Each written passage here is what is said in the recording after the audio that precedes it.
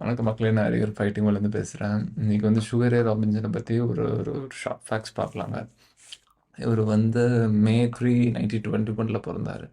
இவரு வந்து அந்த கோல்டன் எரால ஆஃப் பாக்ஸிங்கில முக்கியமான ஆளு. அது மட்டும் இல்லாம ஐபிஓஹெச் அதாவது IBHO, HOF international boxing hall of fame அதாவது ஒரு 150ன்னு நெனைக்கிறேங்க.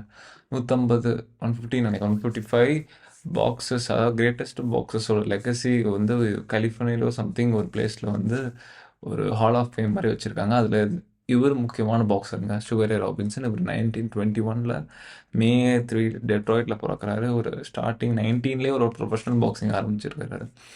போக போக இவரு பவுட்ஸ் அதிகமாக, அப்புறம் முக்கியமான ஃபைட்ஸ் இவரு வந்து இவரோட கரியர் வந்து டோட்டலா 25 இயர்ஸ் ஸ்பேன் ஆகுது. முக்கியமா ஒரு மெயின் ஃபேமஸ் வந்து கெசிலோ ஜேக் லமாட்டோவோட ஒரு ஃபைட்ஸ், அப்புறம் முக்கியமா கார்மென் பசீலியோவோட ஒரு ஃபேமஸ் ஃபைட்ஸ் பண்ணியிருக்காரு. ஜெனி ஃபுல்மர், அப்புறம் இவரோட டிவிஷன் பார்த்தீங்கன்னா லைட் வெயிட், மிடில் வெயிட், அப்புறம் லைட் ஹெவி வெயிட் 3 டிவிஷன்லயும் இவர் ஃபைட் பண்ணியிருக்காரு. அப்புறம் ஜோவி மேக்ஸிம், கிட் கேல்வின், அதாவது நான் சொன்ன அந்த 3 பிளேயர்ஸ், அப்புறம் இந்த 2 மொத்தமா ஒரு 5 பெரிய ஃபைட்ஸ் பண்ணியிருக்காரு. ஒரு ரெக்கார்ட் பார்த்தீங்கன்னா 201 ஃபைட்ஸில் 174 ஃபைட்ஸ் வின் பண்ணியிருக்காருங்க. ஆல்மோஸ்ட் வந்து இது இது ரொம்ப அதிகம். ஒரு நார்மல் அமெச்சூர் ஒரு ப்ரொஃபஷனல் ஃபைட்டர்ஸ்க்கு. அதே மாதிரி ஒரு 1989 ஒரு 67th இயர் நினைக்கிறேன். அவர் இறந்துட்டார் பர்சனல் மெடிக்கல் கண்டிஷனால.